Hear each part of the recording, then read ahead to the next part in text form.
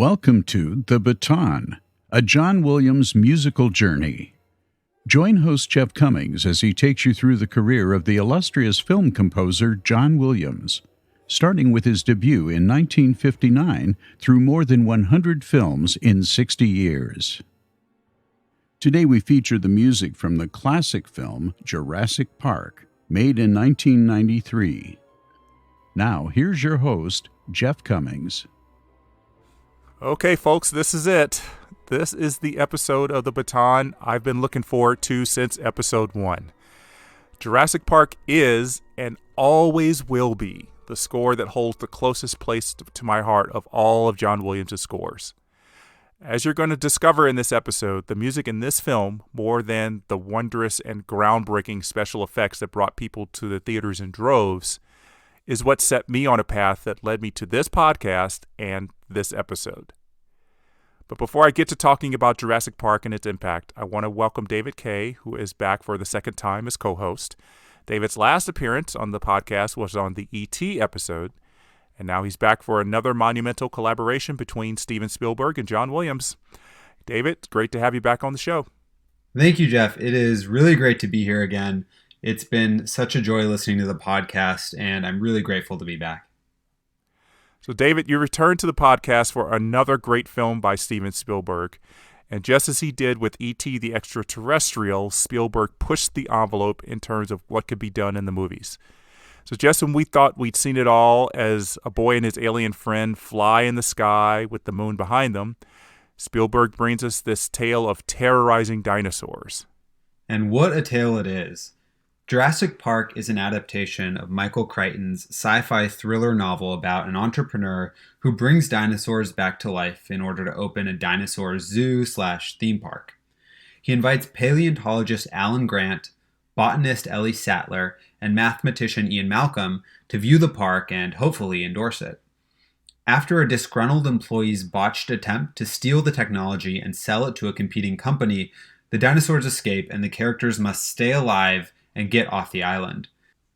At its heart, it's a cautionary and perhaps somewhat alarmist tale about the danger of technological advancement if it happens in the absence of a consideration for the social impact of that technology. Very interesting point, but of course, most people were there just to see the dinosaurs. So in the case of Jurassic Park, the movie, there wasn't going to be much need to hammer out an award-worthy script. As I said, the main objective was to get everyone on the island and bring out the dinosaurs. And they managed to set everything up and show that first dinosaur in less than 25 minutes. And what we see is absolutely amazing. Even now in the 21st century, seeing the computer-generated dinosaurs is still spectacular to see, and the work done with quote-unquote real dinosaurs is mind-blowing because they're not making them look like puppets. And to use the words of the billionaire John Hammond, who's played so wonderfully by Richard Attenborough, Spielberg spared no expense for this movie, even though at the time, $63 million was a fairly low budget for a blockbuster film. By comparison, Terminator 2 was made for $94 million in 1991. Everyone knew they were working on something special, and it was a big risk for a lot of people. Spielberg had wanted to direct this movie since he had heard about the plot from the author himself, Michael Crichton, before it became a novel. But it took a while to get the screenplay done, and when it was ready, Spielberg had committed to making Schindler's List. Universal agreed to finance Schindler's List if Spielberg made Jurassic Park first, thereby assuring the studio would make some money against the box office bomb that they believed Schindler's List would be. And like the millions of people who lined up to watch Jurassic Park on opening weekend in June '93, I was anxious to see what kind of magic Spielberg was going to unleash. And my attention was piqued with the opening titles in that distinctive jungle font and that boom of an opening note followed by a male chorus.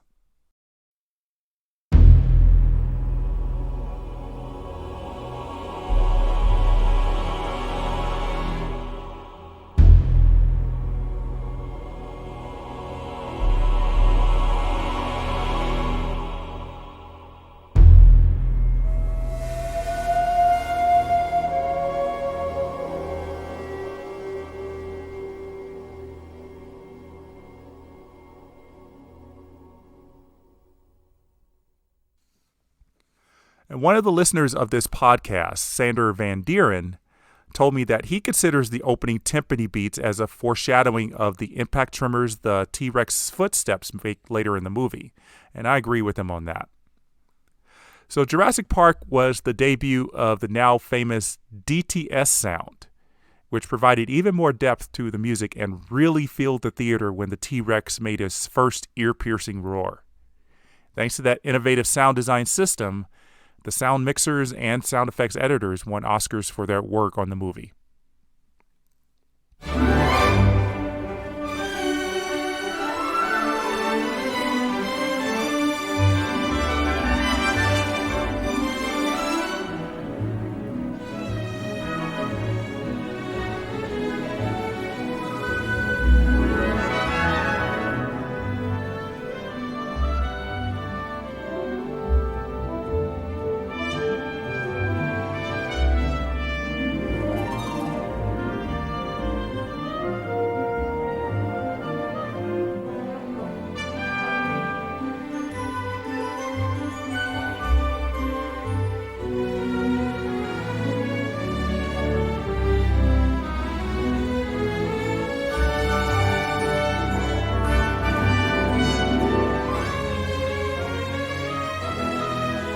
I watched the helicopter fly across the screen over the ocean, cutting to our main group of characters inside as they headed to this island under mysterious circumstances.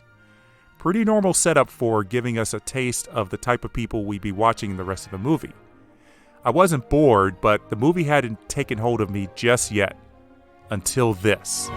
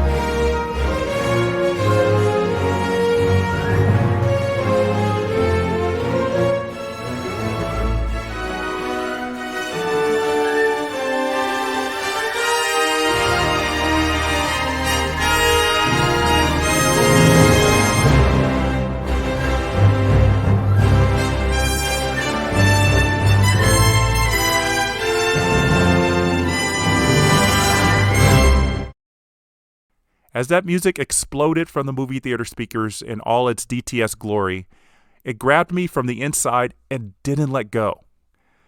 Now, I know I'm sounding like I'm waxing poetic here, but there's no other way to describe what I was feeling in those 2 minutes. Movie music had never gotten that kind of reaction from me before, and that includes hearing the opening music from Star Wars, the heartbeat thump-thump in Jaws, or any other film score that came before this. And all it did was play over shots of this helicopter arriving at the island and landing on a helipad. It's no surprise that this music had such an effect on you, Jeff. It's such an uplifting cue, and honestly, a somewhat surprising start for a thriller. Like many of Williams' classic heroic themes, this fanfare starts with a perfect fifth, and then almost immediately ups the ante with another perfect fifth, and eventually reaches an octave in a moment of triumph, similar to the Star Wars theme. That's the octave right there.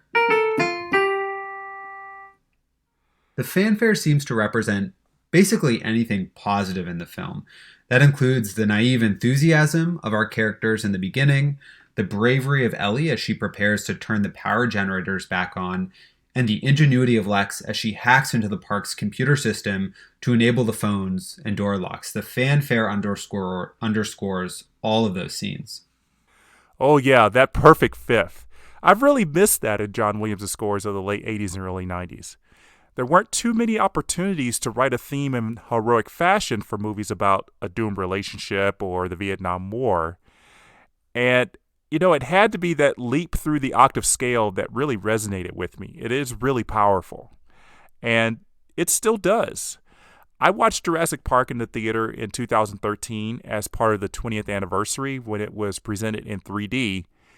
And when this scene came on, I unexpectedly started weeping.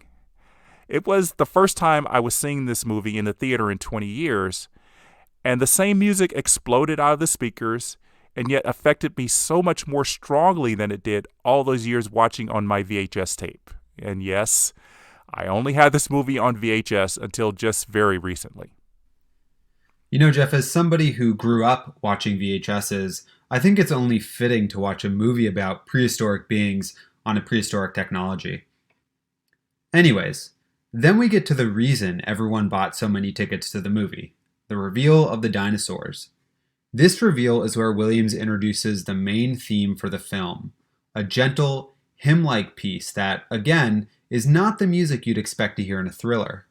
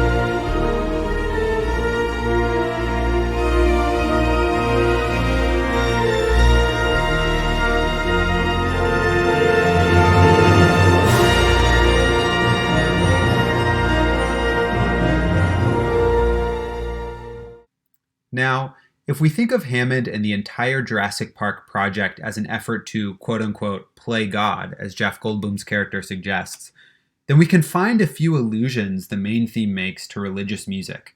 First, the theme itself relies heavily on a 4-to-1 chord progression. When this progression comes at the end of a piece of music, it is known as a plagal cadence, but often referred to as the Amen cadence, as it is frequently used to end church music. See if this sounds familiar.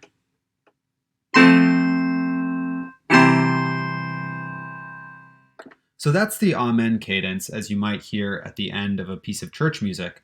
Now I want to play it for you in the context of the Jurassic Park theme. And in this case, I'm actually going to start on that one chord and then start alternating between 4 and 1.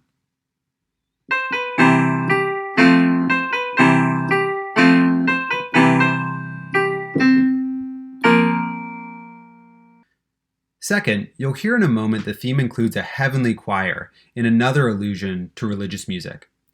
Note that the major reprise at the end of the score and film, the choir is absent, perhaps to suggest that our characters have learned better than to try to play God. That reprise also starts with a delicate piano solo rather than a full-blown orchestra, again indicating that our characters have somewhat lowered their epic ambitions. By the way, if the rhythm of that opening melodic line in the main theme sounds familiar, I'm now talking about this line.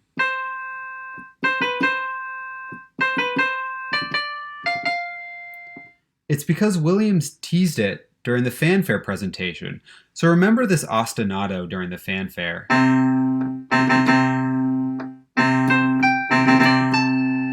So if you take that ostinato again, compare that to the rhythm of the main theme. And you'll notice that they're similar. So this is Williams' way of kind of foreshadowing what's to come on the island. And the last thing I'll say about this theme is that the concert version begins with a really cold and somber horn call, which then transforms into a more lush and beautiful piece that we all know. I see this horn call as representing the use of a mundane, lifeless piece of nature, amber rock, to create this incredible world. It's really a musical representation of life finding a way, if you will.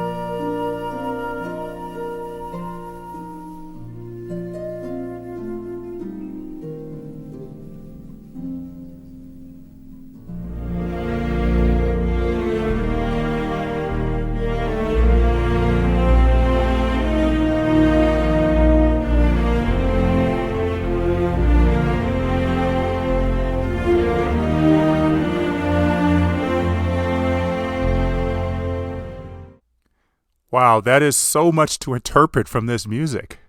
Of course, that's easy to do all these years later, but I'm sure many people were trying to make these connections in 1993. So let's go back to our introduction to those dinosaurs. Williams doesn't let up as we get a view of a herd of dinosaurs by a lake, presenting another theme that seems to showcase the majesty of this accomplishment. Not only the accomplishment by John Hammond to bring dinosaurs to life, but I think also the accomplishment of Dennis Muren and his visual effects team to put real-life dinosaurs in the movies, not some cheap stop-motion ones from the movies of the 1940s. Sit back and enjoy the orchestral build-up to the reveal of even more dinosaurs, again, backed up by a choir.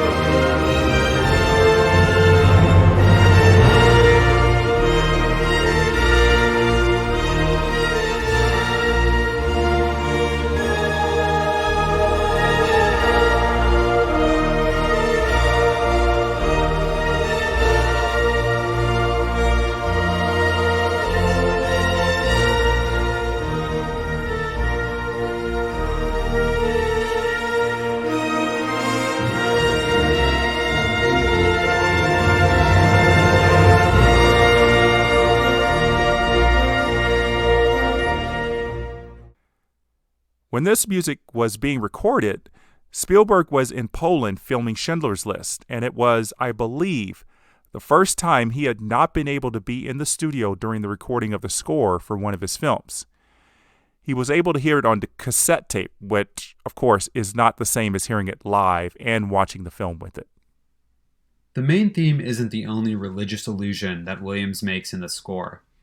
Another is a use of the Dies Irae, a song from the Catholic Requiem Mass. The clip we're about to play features the first 4 pitches of Dies Irae, so listen for these notes. This is the first moment it appears in the score as Ellie and Muldoon arrive at the T-Rex paddock to search for any survivors.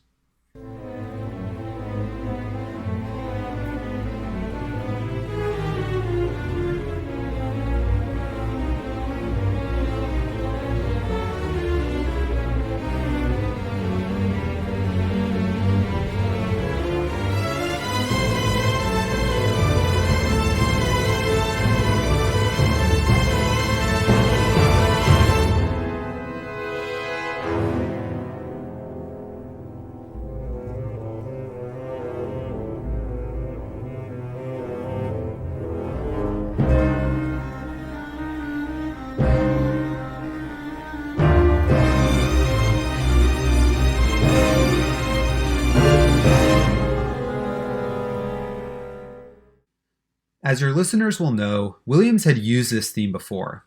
In Jurassic Park, as in many other applications, Williams uses the theme to highlight the danger and death surrounding our characters. But I think there's another reason Williams chose to use it in this score, and to understand this requires a brief history of the Dies Irae. Dies Irae was originally a poem written in the 13th century that describes the Day of Judgment, when, according to Christian teachings, God is supposed to determine who goes to heaven and who is punished for eternity in hell. It was set to music in the 14th century, which is where these infamous and infinitely quoted pitches come from. And it's really the first 8 pitches of the theme which go.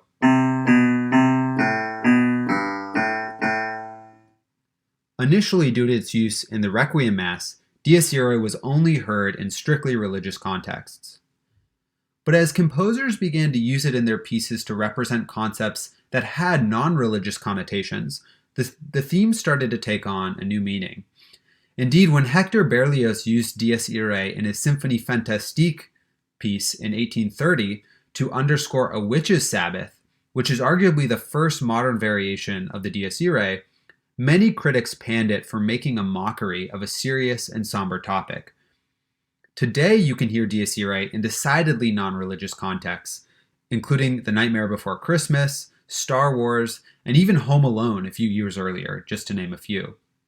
So maybe Williams' use of the Dies Irae was intended to draw a parallel between the secularization of this musical theme and the secularization of the creation of life. Remember the quote that the great Jeff Goldblum says in the movie: God creates dinosaurs, God destroys dinosaurs. God creates man, man destroys God, man creates dinosaurs. And that's followed by the great comeback by Laura Dern: dinosaurs eat man, woman inherits the earth. I love that line. So I had never noticed Dies Irae in Jurassic Park before, and I agree that it's very apropos for a movie in which death is all around. I guess because in Jurassic Park, as we heard, it's played at a faster tempo than it was played in previous movies like Close Encounters. It just sounded like a really cool ostinato to me for the strings and woodwinds, but now it takes on a deeper meaning. Yeah, and that Laura Dern line is definitely one of the best lines in the movie. But yeah, I agree, Jeff. Later in his career, Williams got very good at camouflaging the Dies Irae, almost to a point beyond recognition. Those 4 to 8 pitches, intentional or not, would later show up in the scores to Sleepers, Amistad, AI Artificial Intelligence, Attack of the Clones, Revenge of the Sith, and War of the Worlds.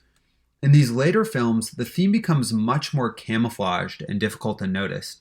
In Williams' earlier scores that used Dies Irae, like Star Wars or Close Encounters, the theme was much easier to pick out. Jurassic Park, in my view, stands as an interesting middle ground between Williams' past and future Dies Irae quotes. Its initial usage of the Dies Irae is relatively straightforward, like Williams' pre-Jurassic Park references to the tune. But its later usages in the score are camouflaged, deconstructed, and difficult to recognize, which are far more characteristic of his post-Jurassic Park references to the theme. Consider this variation from later in the score, which is so scattered and buried underneath the orchestra, it might not have even been intentional. So listen to the 4 trombone hits.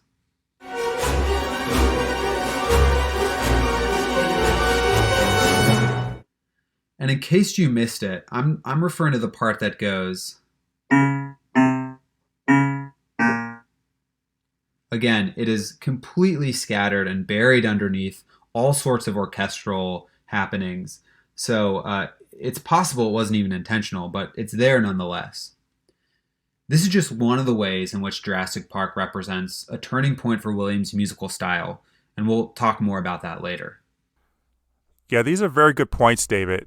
I can see how Williams will use these themes in the Star Wars prequels, but putting it in movies like Amistad and AI is making me excited to hear those in the scores and maybe understand the reasons behind it. So I'm excited to get to those scores later on. So one of the scenes I have always enjoyed watching in Jurassic Park is Dennis's theft of the dinosaur embryos. Of course, this is what sets the chaos to follow in motion, since he turns off the electrified fences keeping the T-Rex and Velociraptors away from human interaction. So I mentioned in the JFK episode that the conspirators theme from that movie was used in Jurassic Park, and it was used in this scene. What sets it apart from what we heard in JFK is the heavier use of synthesizers for the percussion parts, one of the few cues in Jurassic Park that rely so heavily on electronic music. The horns, as they do in JFK, are here to provide that sense of danger and villainy with a descending note melody.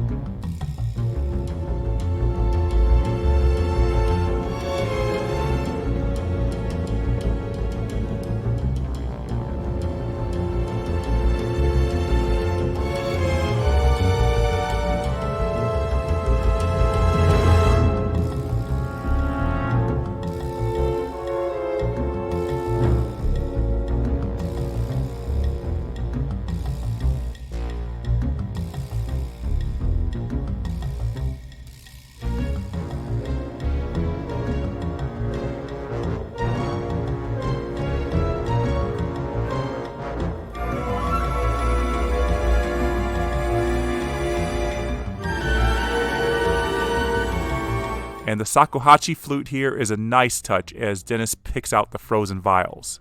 Gives it a tribal, earthy feel.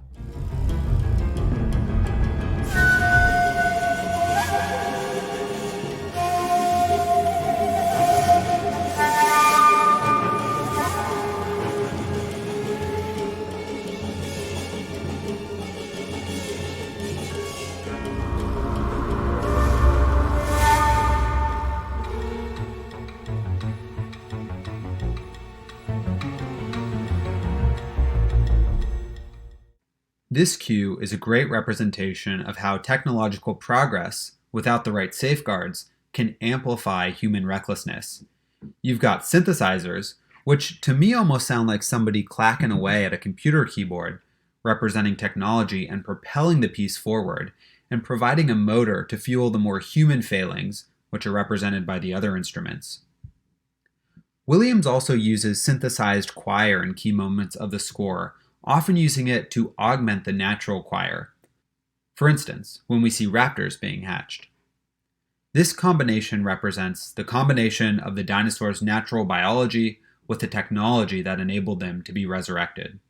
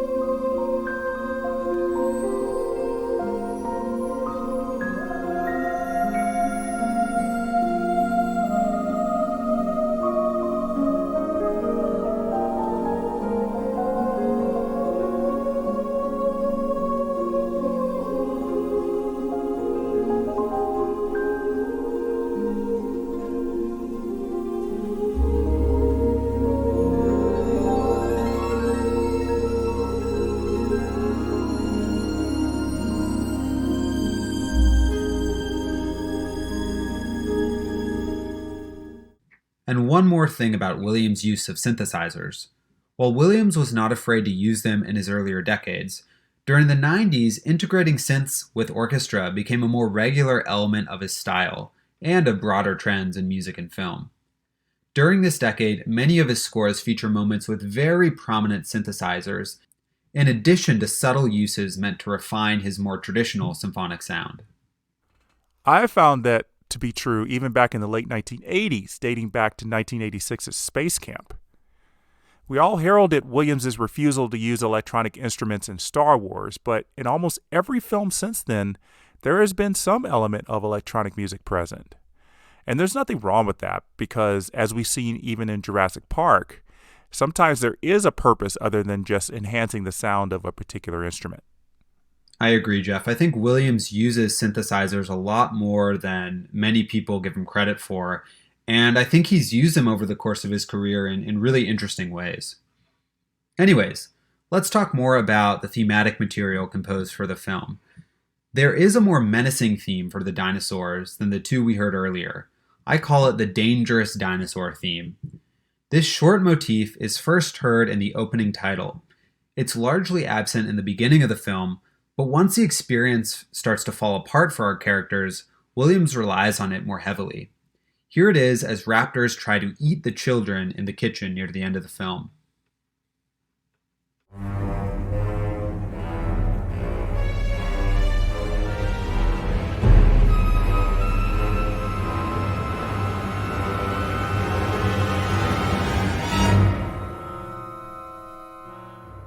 With just 4 notes, it's a very primal, simple theme. I view it in some ways as a counter to the main theme for 2 main reasons. First, it shares that opening half-step interval with the main theme, but instead of going down a half step, it goes up a half step. So again, here's the main theme. So you've got that half-step interval right there. So instead of going down, the Dangerous Dino theme goes up a half step.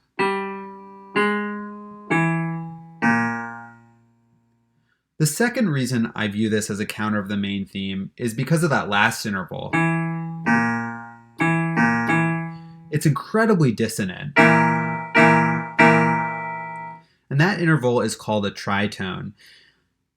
It's an interval that throughout history has often been labeled as the devil's interval, which again contrasts the Dangerous Dino theme against the heavenly, godly sounds of the main theme.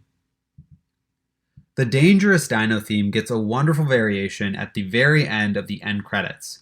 As the relaxing notes of the main theme twinkle away, we get a very ominous rendition of the Dangerous Dino theme, reminding listeners of the dangers that are still roaming on the island, and perfectly setting us up for a sequel, or 5. It's basically a musical cliffhanger.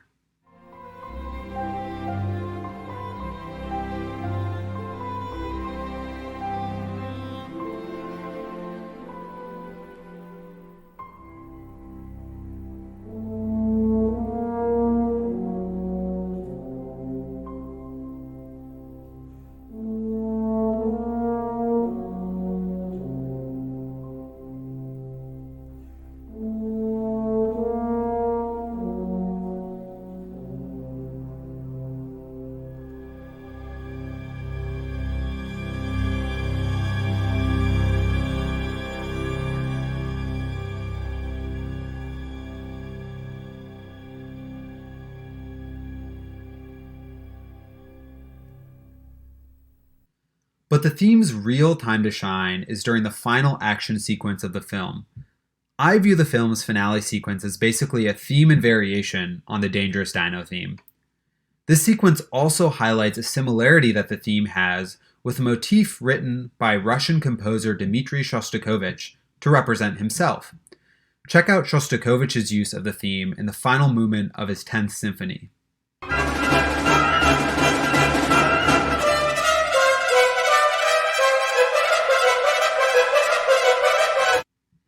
Now compare that to Williams' use of the Dangerous Dino theme in Jurassic Park.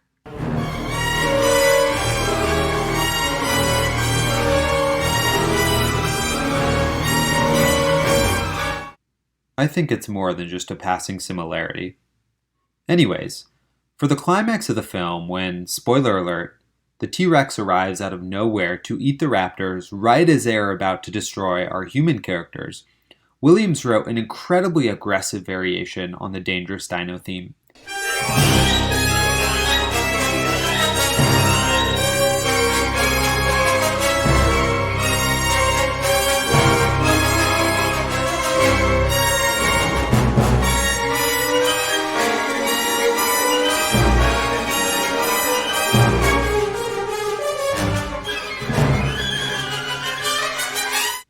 but Spielberg in the end replaced this with a tracked version of the fanfare. I personally think this was a bad decision. The use of the fanfare makes it sound like the T-Rex is the hero of the film, when in reality, she's just operating on the same instinct as the raptors who are threatening our human characters, rather than out of some desire to spare the humans. In other words, the use of the fanfare creates a sense of false heroicism at the expense of the chaos of Williams' original score, a chaos that seems, frankly, more core to Jurassic Park's message. Spielberg is sometimes criticized for being overly sentimental in his film endings, and while I don't always agree with that criticism, in this specific case, I think this musical decision is one instance where I think it's a fair point. Well, David, I'm of two minds about the music for the final T-Rex attack, but that's mostly because I'm of two minds about the ending. So during filming, Spielberg decided to change the ending from Grant using machines to trap the raptors to a scene in which the T-Rex comes out of nowhere to kill the raptors and allow the humans to escape. It's a very Hollywood ending, and I have always been manipulated emotionally to view the T-Rex as the hero, as you mentioned. And I think the original music John Williams wrote would have been better to highlight the battle between the raptors and the T-Rex because the music really is focused on them. I don't know if Spielberg consulted with Williams on the change, but it does shift the emotion of the scene greatly, as you said. Anyways, there's another minor motif associated with the dinosaurs during this sequence, and that's the pounding timpani representing the footsteps of the raptors. This music plays as we get close-ups on the raptors' feet as they chase the children through the kitchen. Anyways, there's another minor motif associated with the dinosaurs during this sequence, and that's the pounding timpani representing the footsteps of the raptors. This music plays as we get a close-up on the raptors' feet as they chase the children around the kitchen.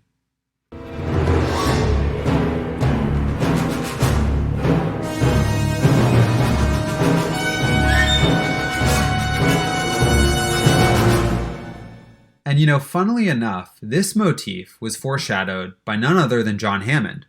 Earlier in the film, after watching a clip of the animated Mr. DNA, he notes that the animation score is temporary and describes how the replacement score will represent the plotting dinosaurs. And now, we can make a baby dinosaur. This score is only temporary. It all has very dramatic music, of course. Boom, boom, boom. Well, a march or something hasn't been written yet. And then, of course, the tour moves on. Yeah, it's amazing that you picked up on that, David. I had actually wondered if Williams was going to make a reference to that. And I think he figured while he was watching that scene, he said, I've got to reference some boom, boom, boom, boom. And even though the music is for a brontosaurus in the animated film, not the raptors that are in the actual scene, he seemed to think that the raptors was the best place to put it. I think so. I think the boom boom would not have made much sense during the gentle hymn-like main theme in that beginning scene. No, not at all. I listen to the cue titled The Raptor Attack on the soundtrack often, mostly because it makes great use of the tuba, here playing that dangerous dino theme you described. This music was supposed to play when Lex and Tim first see the raptor approaching them in the dining hall, but it was not used in the final cut.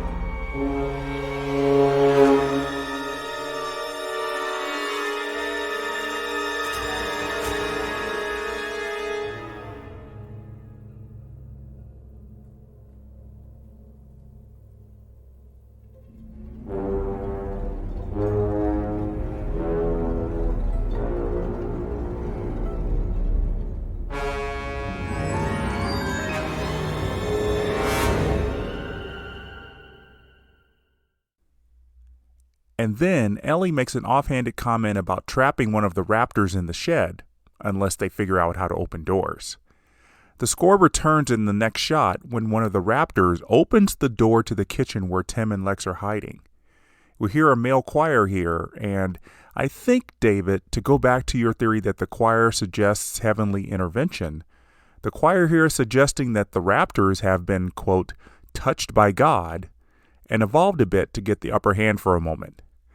I love the tuba here, and I think it's playing another variation on that dangerous dino theme.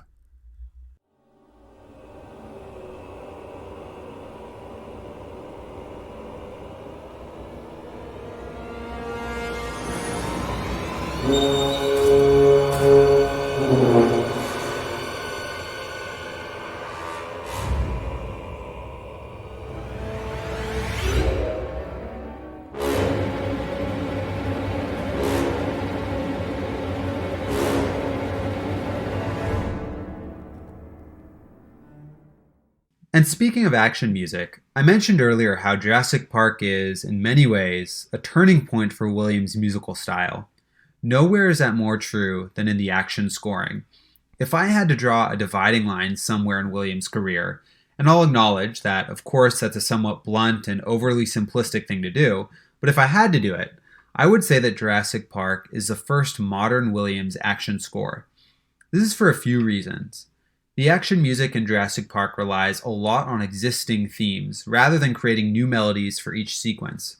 Compare any action cue from Jurassic Park to, say, the Lost Boys chase from Hook just a few years earlier, or even the TIE Fighter attack from Star Wars. Second, the most interesting parts of the action cues in Jurassic Park are rhythmic, not melodic, and the score uses a lot of John Williams' action music trademarks, including unpredictable trombone hits and dissonant high trumpet notes that soar above the rest of the orchestra. It also features many uses of what is sometimes referred to as boom-tss. That's just an orchestral flourish that usually entails a low drum hit, usually a timpani or a bass drum, followed immediately by a crash cymbal. While Williams started using this technique at least as far back as the 70s, it became much more prominent in his more recent scores.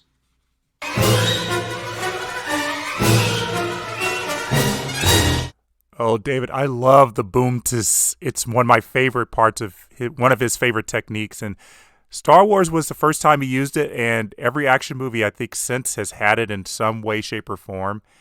But he definitely does use it a lot more in his action movies after Jurassic Park, like Minority Report and Harry Potter. Though we've been talking a lot about the action music in Jurassic Park, there are a few quieter moments that are just as good. And we've already talked about the scene during the hatching of the baby raptor, but there's also a necessary scene involving a brachiosaurus having some fun with Alan and the kids in the morning after the big T-Rex attack. So we had just gone through nearly 15 minutes of nonstop intense action involving that T-Rex. And every good adventure movie needs a scene or two to give us a chance to breathe and maybe even laugh a little. And that's what this scene does, especially at the end when the brachiosaurus sneezes a gallon of mucus onto Lex. The music isn't too comical, but it does sound like something the great composer Max Steiner might have written for a big dinosaur action movie in the 1940s.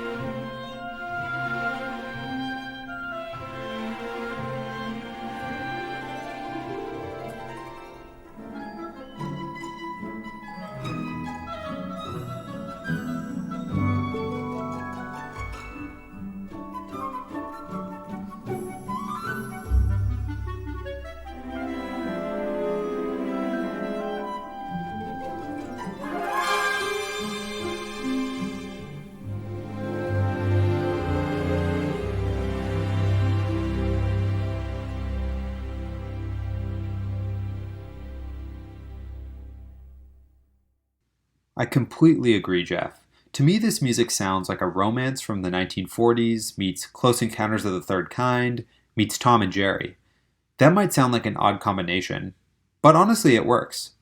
It's a gorgeous cue, and in fact, in some ways, I think it's a more interesting listen than the main theme. For fans of it, I'd recommend the concert version, which is available on the Williams on Williams album, I believe with the Boston Pops. Yeah, I don't have that CD. I'm going to have to listen to that because I've never heard a concert version of this. It's probably pretty beautiful. So, David, for all the amazing techniques and melodic trickery that Williams put into the score for Jurassic Park, it's so amazing that the score was denied an Oscar nomination for original score. If you go to the John Williams Fan Network's forums, and you'll see some rants about this Academy snub sprinkled out every time Jurassic Park is mentioned. Now, I tend to agree with this snub, though the 5 nominated scores are all pretty darn good, particularly that other Williams score that he wrote in 1993, which was Schindler's List. Yeah, Jurassic Park joins the ranks of other iconic scores like Psycho or The Good, the Bad, and the Ugly to have never even been nominated for an Oscar for music. Schindler's List is such a gorgeous and important score that perhaps it overshadowed Williams' other effort that year. Who knows, though, if Williams had been double nominated, it's possible that the pro-Williams vote would have been split between the two scores, and he wouldn't have won the prize at all that year, as is rumored to have happened in 2006.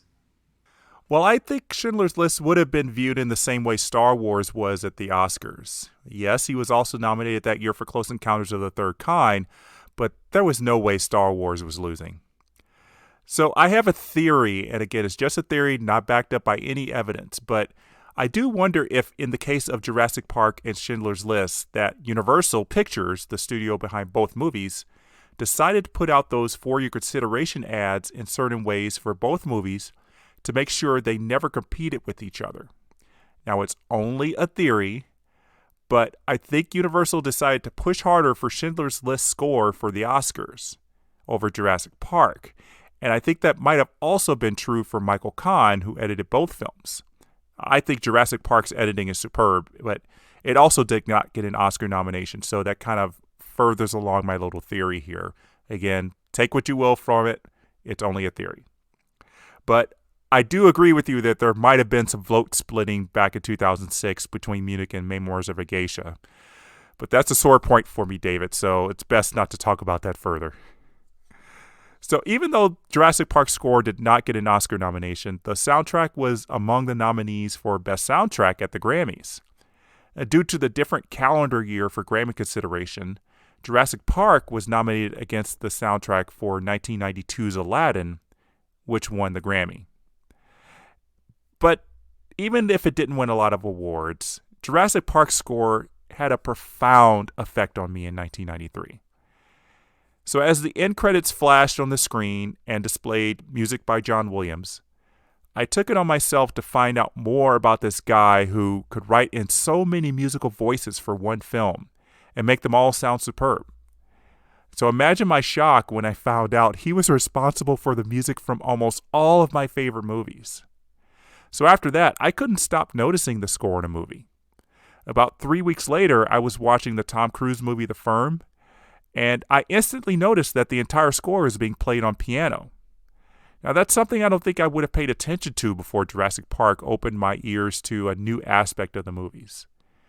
So after that, I went through my VHS collection. Yes, I still have VHSs. It was 1993, which was somewhat small at the time, but I watched all those older movies that featured John Williams scores, like the Star Wars trilogy, of course, and Jaws, as well as E.T. and even Home Alone. And it felt like I was watching those movies for the first time.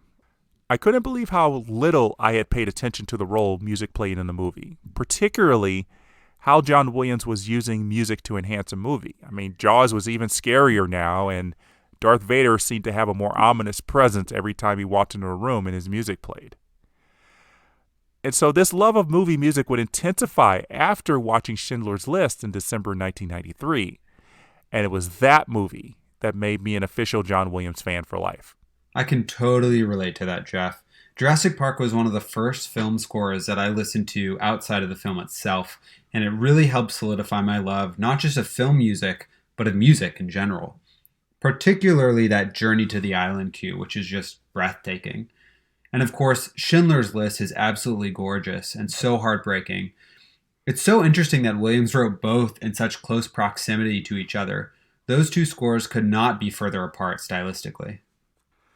A lot of listeners have written to me with similar stories of becoming John Williams fans after watching Jurassic Park. So it's amazing how much that movie has touched a lot of people. And I mean, that's just another reason why this score deserved an Oscar nomination. It created an entire generation of new John Williams fans in the same way Star Wars did 16 years earlier. The legacy was cemented from the moment those first dinosaurs appeared on screen. I mean, this was amazing. It looked like they were actually on screen with Sam Neill and Laura Dern, and it marked the birth of computer-generated special effects on a large scale. Now, other movies had used computers to create great illusions, but only for one or two scenes. And Jurassic Park's Oscar for Best Visual Effects was just a no-brainer. So the movie overtook E.T. as the highest-grossing movie ever, almost reaching $1 billion in worldwide ticket sales in its first theatrical release. And many thought it would take more than a decade for a movie to ever reach those heights, but James Cameron proved everyone wrong 4 years later when Titanic defied expectations and became the first movie to break $1 billion in the first theatrical run. Jurassic Park would eventually go over $1 billion with its 20th anniversary release in 2013. So for all the good things that Jurassic Park did for the team behind the camera, the film didn't really seem to help advance the careers of many of the actors. I mean, Jeff Goldblum was already a movie star when Jurassic Park came out, and Laura Dern was doing well before this, but they never really seemed to have much momentum beyond the sequels to Jurassic Park. Of course, we know Laura Dern would finally get her Oscar. Jeff Goldblum kind of just hid into obscurity for a while. Sam Neill was delivering a 1-2 punch in the theaters that year with a role as the scorned husband in The Piano, but he never got a role after that would really give him the kind of stardom I think he really deserved. I thought he had an opportunity when he played opposite Meryl Streep in A Cry in the Dark in 1988, but I don't get the impression he wanted to be a big Hollywood star. And I think that's why he tried to get out of doing more Jurassic Park movies, eventually agreeing to do the third movie. And I hear he's also in the new upcoming third Jurassic World movie. So as for those two kids in the movie, Ariana Richards and Joseph Mazzello, they didn't really launch into great child acting careers. Now, Richards did more movies, but she's now working toward being known as a painter. And Mazzello is still working in Hollywood, and I was really shocked to see him in Bohemian Rhapsody using a British accent as one of the members of Queen. And I forgot to mention him in the episode I did on Presumed Innocent, which was his film debut as a victim of child abuse in a couple of flashback scenes. And as for John Williams, well, it was just the beginning of a very, very busy year with almost no time off planned. He spent January, February, and March working on Jurassic Park. Then he took April to plan out his summer with the Boston Pops. And this would be his final summer with the orchestra, and the stint would include some trips to perform in Asia in addition to their normal concerts in Boston. After all that was done, it would be time to watch Schindler's List and get that music ready. I'm really excited to be talking about that monumental score in the next episode. Well, David, it's been a joy to talk with you about Jurassic Park. I am so enamored with the score, as you've discovered, and some of the things you brought up made me love it even more. So thank you very much for that. Well, likewise, Jeff, and thank you for the opportunity to talk about such a great and multifaceted score. I look forward to continuing to follow the baton as you take us through the 90s and into the new millennium. Onward bound. So reach out to me via email, everybody, at jeffswim@aol.com or via Twitter at the handle jeffswim. Please also consider writing a review on Apple Podcasts and posting comments on the Podbean app. Looking forward to having you join me on the next episode, and until then, the baton is down.